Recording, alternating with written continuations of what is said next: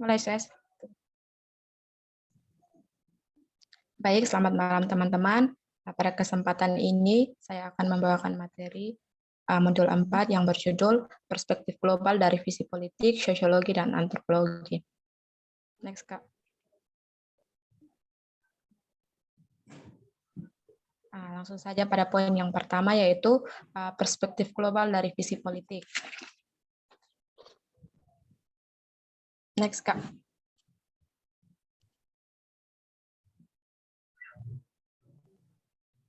Nah, ilmu politik menurut penjelasan Roger F. Soltau dalam Introduction to Politics, Miriam Budiarjo pada tahun 1991, halaman yang ke-9, ilmu politik di sini adalah negara, tujuan-tujuan negara, dan lembaga-lembaga yang akan melaksanakan tujuan-tujuan itu.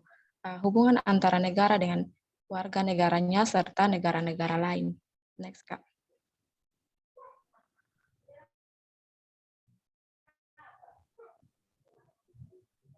Nah, berdasarkan konsep tadi, yang dimaksud dengan ilmu politik adalah mengadakan studi mengenai negara dengan tujuannya, lembaga-lembaga yang melaksanakan tujuan, hubungan negara dengan warganya, serta hubungan negara dengan negara-negara lain.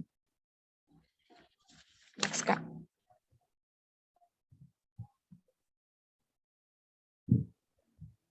Nah, dalam sorotan perspektif global terdapat beberapa aspek hubungan. Nah, di sini yang pertama ada hubungan regional, di mana hubungan regional di sini hubungan dengan negara lain, khususnya negara Republik Indonesia dengan negara tetangga. Yang kedua ada hubungan internasional. Nah, hubungan internasional itu contohnya hubungan antara bangsa. Yang ketiga hubungan global. Nah, hubungan global di sini di mana hubungan dengan semua negara di dunia ini. Next, Kak.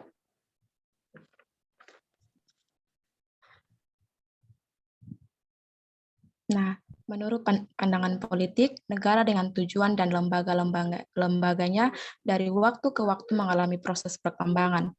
Negara Republik Indonesia pada saat diproklamasikan oleh Insinyur Soekarno dan Drs. Muhammad Hatta periode awal, sesudah kemerdekaan, perjuangan politik menjadi prioritas utama. Nah, periode awal sesudah kemerdekaan, perjuangan politik menjadi prioritas utama, pengakuan dan hubungan politik menjadi alat perjuangan yang sangat diutamakan. Nah, di sini juga ada keberhasilan Konferensi Asia Afrika di mana pembentukan dan kegiatan negara-negara non-blok misalnya yang dapat menempatkan Indonesia sebagai salah satu negara pemeraksa dan pelapornya dapat meningkatkan dan mendongkrak negara-negara lain untuk memberikan pengakuan terhadap kedudukan Indonesia. Nah, hal ini kesemuanya merupakan hasil dari perjuangan politik.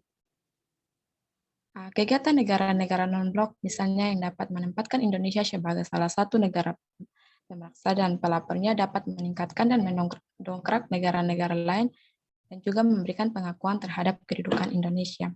Next, Kak.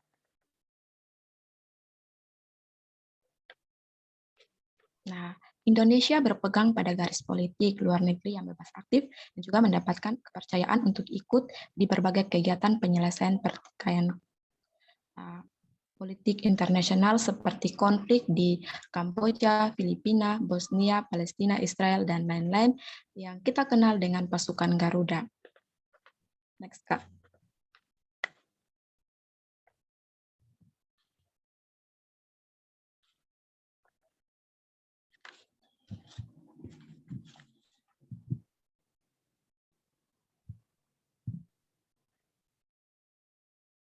Nah, negara Republik Indonesia sebagai warga dunia tidak dapat melepaskan diri dari pengaruh perkembangan di negara lain, khususnya negara yang telah maju, lebih khusus lagi negara-negara adik kuasa, misalnya Uni Soviet, Republik Rakyat Cina, Jerman, Jepang, dan negara-negara maju lainnya, di mana selalu terjadi saling mempengaruhi dengan kehidupan politik, khususnya politik luar negeri, suatu negara, paling tidak Indonesia harus memperhitungkan kecenderungan dan peluang yang akan terjadi sebagai akibat dari perubahan politik di negara lain.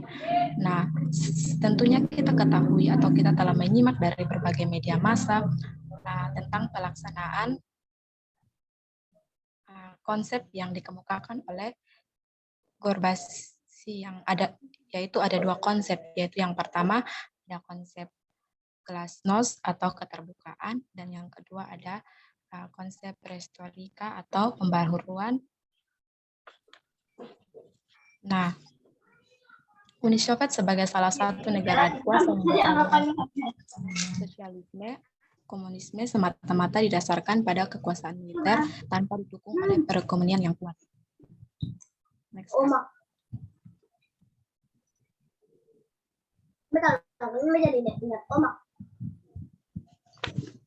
Nah, perubahan peta politik pasca Perang Dingin yang dampak negatifnya masih belum reda sampai saat ini dialami oleh bekas negara Yugoslavia, sehingga mempunyai dampak ketegangan antar etnis juga bentuk dan membentuk negara masing-masing seperti Bosnia, Kroasia. Nah, di sini ada juga upaya PBB Amerika Serikat dan negara-negara NATO dan juga Indonesia. Namun, upaya yang dilakukan oleh negara-negara tersebut belum berhasil untuk menyelesaikan konflik yang ada atau ketegangan yang ada. Next, Kak.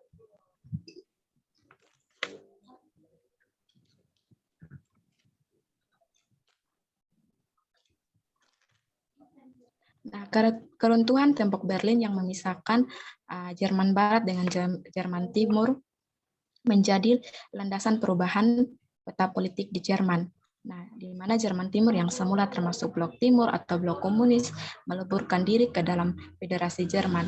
Nah, peristiwa ini juga menunjukkan kemenangan dari negara-negara penganut demokrasi atas negara-negara yang berpengaruh. Itu juga dialami oleh Bulgaria dan Polandia. Next, Kak. Nah, kita masuk pada poin yang kedua, yaitu perspektif global dari visi sosiologi. Next, Kak.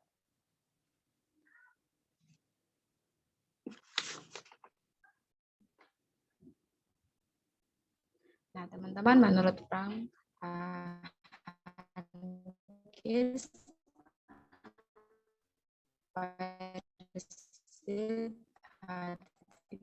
dan kawan-kawan pada tahun 2002 halaman 302 di mana akibat hubungan antar manusia, studi tentang manusia dan lingkungan manusia dalam hubungan satu sama lain. Next, Kak.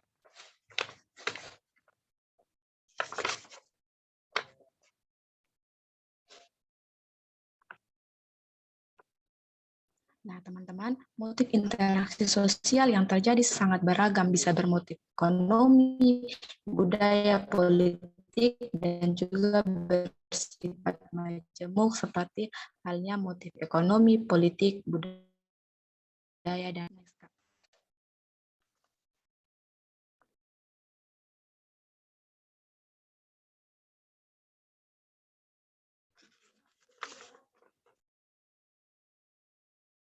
Nah, sebagai dampak kemajuan penerapan dan pemanfaatan di bidang transportasi dan komunikasi, interaksi sosial ini semakin intensif dan makin meluas. Contohnya pada jaringan jalan, di sini jaringan jalan, baik jalan darat maupun jalan laut dan udara, telah menembus batas-batas lokal, regional, nasional, internasional, sampai dengan global sekalipun. Nah, ada juga media elektronik, di mana seperti radio, televisi, fax email, telepon, internet, juga telah makin mendekatkan dan mengintensifikan interaksi tersebut. Next, Kak.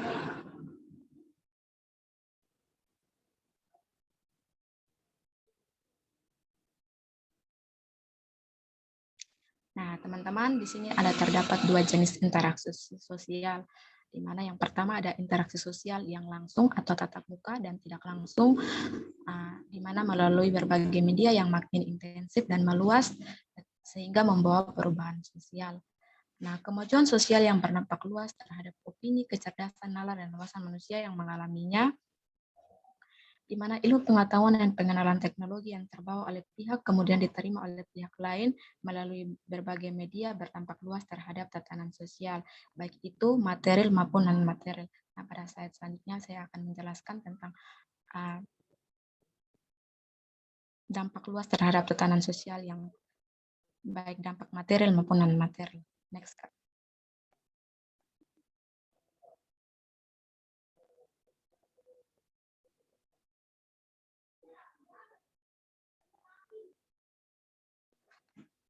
Nah, dampak material di sini bisa berupa pakaian, dampak material di sini berupa pakaian, peralatan, dan perangkat kasar yang lainnya.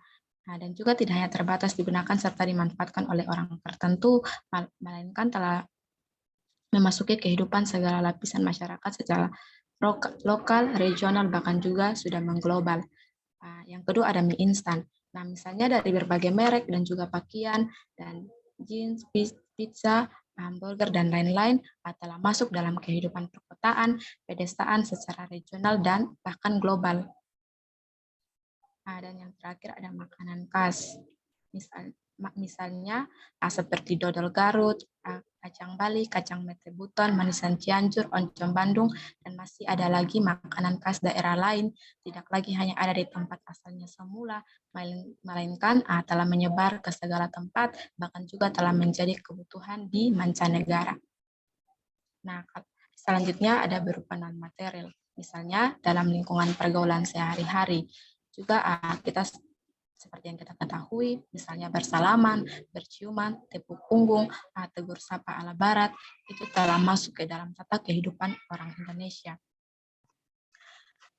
Yang kedua ada jenis permainan, di mana jenis olahraga dan jenis kesenian yang semula termasuk jenis permainan dan kesenian tradisional, namun dewasa ini telah merambah ke seluruhan penjuru dunia, misalnya silat, kesenian, gamelan, kungfu, taekwondo, dan yang lainnya sudah tidak hanya berkembang di negara kelahirannya, melainkan telah menyebar luas ke segala penjuru dunia. Yang berikut ada berbagai event olahraga, di mana kunjungan dan pertukaran pemuda belajar, pertemuan pramuka atau jambore, tingkat daerah, regional, nasional, dan mancanegara merupakan bentuk interaksi yang meluas. Nah, yang berikut ada artis global. Nah, dalam interaksi sosial tentu saja ada yang perlu kita waspadai, di mana seperti yang kita ketahui bahwa sekarang ini ramainya kunjungan wisatawan Nusantara dan mancanegara di tempat-tempat wisata seperti Pantai Kuta dan Sanur di Bali, dan masih banyak lagi tempat-tempat yang kita ketahui itu dapat menimbulkan berbagai masalah penyimpangan perilaku individu atau masyarakat. Next, Kak.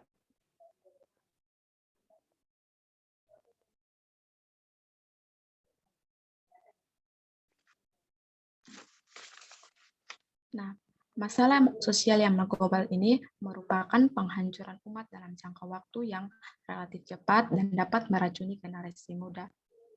Untuk itu, kita perlu mewaspadai bahwa dalam hal ini kegiatan tersebut bertujuan komersial, namun barangkali juga ada tujuan politik secara sengaja melakukan penetrasi sosial budaya dengan memanfaatkan media canggih yang dapat menghancurkan kita manusia, di mana keberadaan media elektronik pada kondisi global saat ini tidak lagi dapat dibendung. Nah, pembendungannya itu terletak pada akhlak, mental, dan moral yang kuat daripada diri kita masing-masing, terutama pada diri pembuat keputusan di tingkat nasional dan internasional. Next, Kak.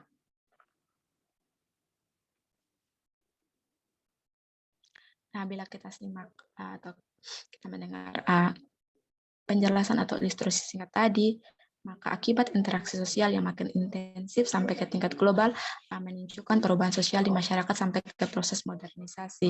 Nah, perubahan dan kemajuan positif yang meningkatkan kesejahteraan dalam arti yang seluas-luasnya harus kita syukuri, sedangkan yang berdampak negatif harus kita waspadai. Bahkan secara aktif kita harus mencari alternatif pemecahannya. Next, Kak.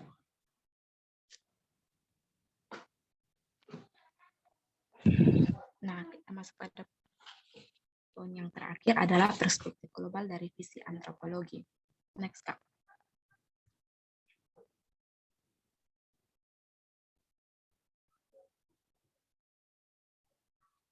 Nah, menurut Cohen Jaraningrat pada tahun 1990, pada halaman yang ke-12 dikatakan sebagai pengganti ilmu budaya merupakan studi tentang manusia dengan kebudayaannya. Sedangkan menurut Hobel, Weiersild, dan kawan-kawan pada tahun 1982, halaman 12, didefinisikan sebagai studi tentang manusia dengan pekerjaannya. Next, Kak.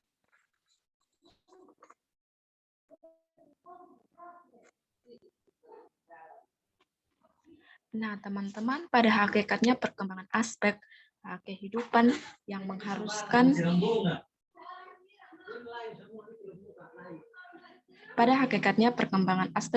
apapun yang mengharuskan mulai dari tingkat lokal sampai tingkat global, dasarnya terletak pada kebudayaan menjadi milik otentik umat manusia, di mana makhluk hidup, apakah itu tumbuhan atau hewan, mungkin dapat mengubah tatanan kehidupannya sampai mengglobal seperti halnya manusia. Nah, disinilah letak keunikan kita sebagai manusia dibandingkan dengan makhluk hidup lainnya atau non-manusia. Oleh karena itu, proses dan arus globalisasi dalam kehidupan sesungguhnya adalah proses global di mana kemampuan budaya atau proses kebudayaan atas dasar peristiwa dan kenyataan yang demikian. Apakah kita pernah berpikir barangkali kita akan mengungkapkan bahwa peristiwa dan kenyataan itu hasil kemajuan, penerapan, dan pemanfaatan iptek. Coba kita amati kembali iptek yang merupakan kesatuan ilmu pengetahuan teknologi, apakah hal itu merupakan fenomena budaya atau non-budaya? Nah, iptek sesungguhnya hasil pikiran manusia atau produk akal pikiran manusia atau produk budaya. Next, Kak.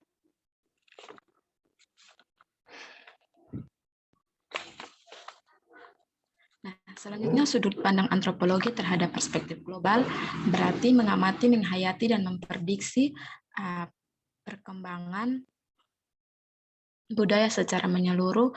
Aspek serta unsur-unsurnya itu berkaitan satu sama lain, terintegrasi dalam kehidupan umat manusia, di mana secara perspektif meningkatnya pendapatan masyarakat atau ekonomi terkait dengan meningkatnya kemampuan masyarakat untuk memanfaatkan dirinya dalam menggunakan peralatan mengelola sumber daya.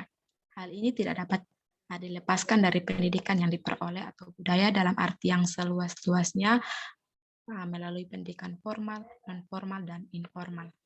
Next, Kak.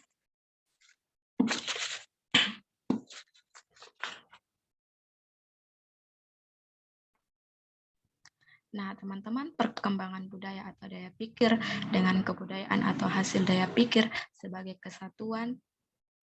satu kesatuan berjalan menembus waktu dalam mencapai tatanan global, apalagi dengan perkembangan serta makin majunya media elektronik seperti radio,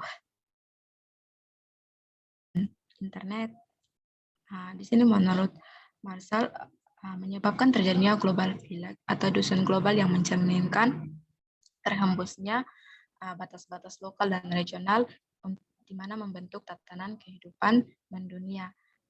Contohnya coba peristiwa-peristiwa dunia seperti pertandingan olahraga dan pertemuan-pertemuan di tingkat dunia, serta dari peristiwa yang menonjol seperti bencana alam, pembunuhan massal yang terjadi sangat jauh dari tempat tinggal atau negara kita. Namun pada saat yang sama kita dapat mengikutinya melalui siaran radio dan juga membrowsingnya lewat internet. Next, Kak.